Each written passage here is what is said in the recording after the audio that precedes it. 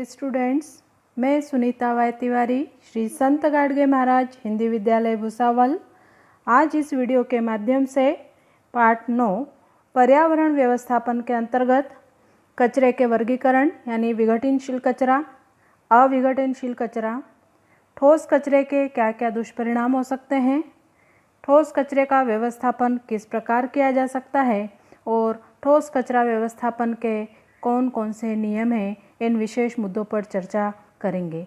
तो आइए देखते हैं कचरे का वर्गीकरण। अवशिष्ट पदार्थों को प्रमुख रूप से दो समूहों में विभाजित किया गया है। पहला है विघटनशील कचरा यानी बायोडिग्रेडेबल वेस्ट। इस प्रकार के कचरे का विघटन सूक्ष्म जीवों द्वारा आसानी से होता है, इसीलिए इसे विघटनशील कचरा कहा जाता है। यह कचरा मुख्यतः कार्बनिक रूप में होता है, जिसे गीला ठोस कचरा भी कहा जाता है। इसमें प्रमुख रूप से रसोई घर का कचरा, खराब भोजन, फल, सब्जी, मिट्टी, राख, गोबर, वृक्षों के भाग इत्यादि का समावेश होता है। इसका सुयोग्य विघटन करने पर हमें उत्तम प्रकार की खाद और ईंधन मिलता है। दूसरा जो प्रकार है वह है अविघटनशील कचरा यानी नॉन बायोडिग्रेडेबल वेस्ट। इस प्रकार के कचरे का आसानी से विघटन नहीं होता, क्योंकि इसके विघटन के लिए बहुत अधिक समय लगता है तथा विविध तंत्रों का इसका विघटन करने के लिए उपयोग करना पड़ता है। इसमें विशेष प्रकार से प्लास्टिक, धातु जैसे अन्य पदार्थों का समावेश होता है। इस प्रकार के कचरे को ठोस सूखा कचरा भी कहा जाता है। अब देखते हैं कि इस ठोस कचरे के दुष्परिणाम क्या क्या हो सकते हैं। जैसा कि हमें पता है कि जो भी कचरा है या जो भी वेस्ट है हमारे पर्यावरण को अत्यधिक हानि पहुंचाता है। उसमें सबसे अधिक हानि जो होती है वो सजीवों की विविधता पर होती है।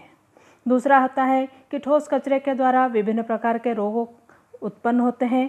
इसके अलावा प्रदूषण, जिसमें मृदा प्रदूषण, जल प्रदूषण, वायु प्रदूषण विशेष रूप से सहभागी होते हैं।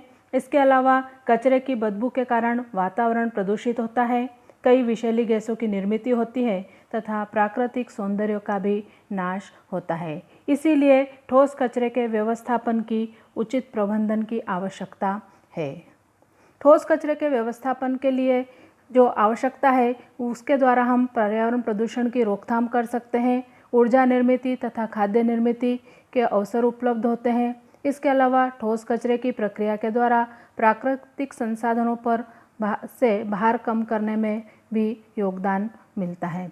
तो देखते हैं कि ठोस कचरे का व्यवस्थापन किन किन पद्धतियों के द्वारा किया जा सकता है। ठोस कचरे के व्यवस्थापन में सबसे पहले कचरे का विभाजन और वर्गीकरण आवश्यक होता है।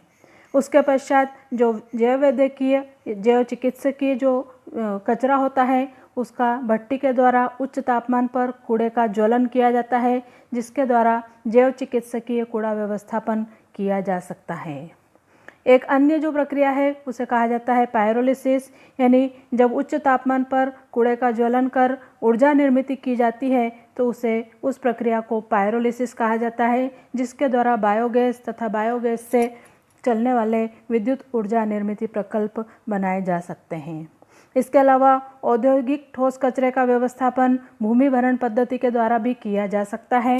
इसके अलावा केंचुए की खाद निर्मित, केंचुए से जो भी कचरा होता है वो केंचुओं की मदद से उससे खाद में परिवर्तित किया जा सकता है।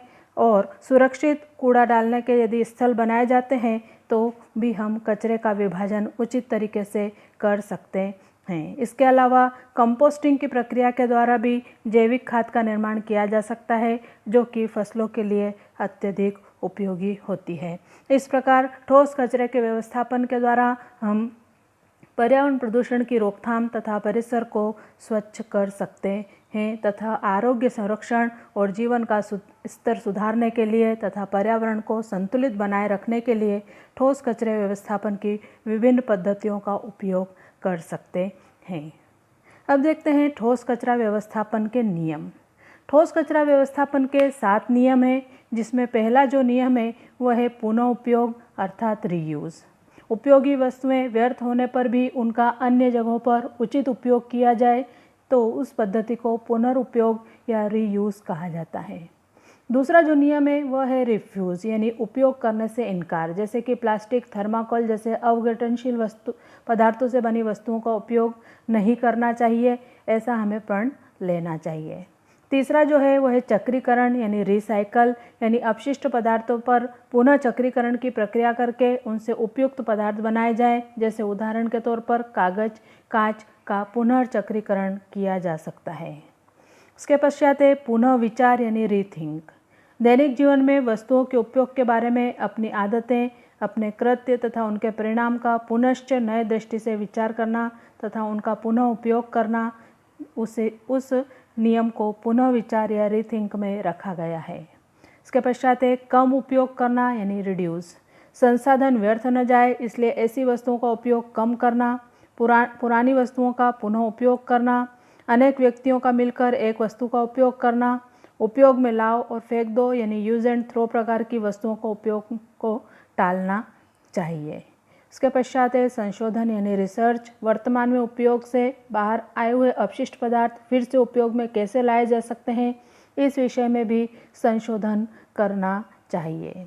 अंत में है नियमन या जन जागृति, रेगुलेट एंड पब्लिक अवेयरनेस, जिसके अंतर्गत कूड़ा व्यवस्थापन संबंधी कानून, नियमों का स्वयं पालन करना तथा दूसरों को पालन करने के लिए प्रोत्साहित करना आदि अनेक नियमों का यदि हम समाज में चलन पैदा करते हैं तो ठोस कचरे के व्यवस्थापन के 7 नियमों का उचित तरीके से पालन किया जा सकता है। अब देखते हैं कूड़े के विघटन के लिए लगने वाली काला अवधि, जिसमें अलग अलग पदार्थ आपको इस टेबल में दिखाई दे रहे हैं, जो कि प्राकृतिक रूप से यदि विघटित होते हैं तो उनको कितना समय लगता है। जैसे केले का जो छिलका होता है वह 3 से 4 सप्ताह में विघटित हो जाता है, अर्थात सड़ जाता है। कागज़ की जो थैली होती है वह 1 महीने में विघटित होती है, जबकि कपड़े की जो चिंदियाँ होती है वो 5 महीने।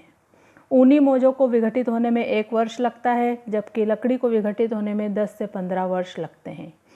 चमड़े के जूते 40 से 50 वर्ष, जस्ते के डिब्बे 50 से 100 वर्ष और एल्यूमिनियम के डिब्बे 200 से 250 वर्ष तक ले सकते हैं। विशिष्ट प्लास्टिक की थैलियाँ जो होती है वह 10 लाख वर्ष में विघटित होती है और थर्माकोल जो होता है वह अनंत काल तक वैसा के वैसा ही रहता है। इसलिए हमें प्लास्टिक और थर्माकोल के उपयोग को टालना चाहिए। अब देखते हैं ठोस कूड़े के भंडारण की विधि। ठोस कूड़े के भंडारण की विधि में यहाँ पर आपको दिखाई दे रहे हैं 2 प्रकार के डस्टबिन है, जो कि एक गीले कचरे के लिए रखा गया है, दूसरा सूखे कचरे के लिए रखा गया है। इसके पश्चात यदि कचरे में प्लास्टिक की चीज़ें हैं तो वो प्लास्टिक वाले डस्टबिन में, धातुएँ हैं तो धातु वाले में, और पेपर है तो नीले डस्टबिन में, और कांच की वस्तुएं हैं तो ग्रीन वाले डस्टबिन में दिखाई गई है। इस प्रकार कचरे का जो भंडारण है उसे वर्गीकृत करके भी भंडारित किया जा सकता है, तो उसका जो प्रबंधन है वो आसानी से किया जा सकता है। इस प्रकार हमने इस वीडियो के माध्यम से ठोस कचरे के भंडारण की विधि, व्यवस्थापन तथा प्रबंधन को समझा। Thank you.